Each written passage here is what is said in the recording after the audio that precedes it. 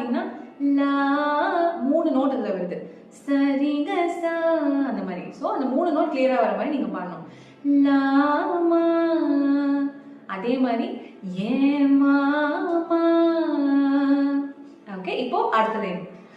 ஆள மயக்கி புட்டு அழக ஒளிச்சி வைக்கலாமா ஏ மாமா.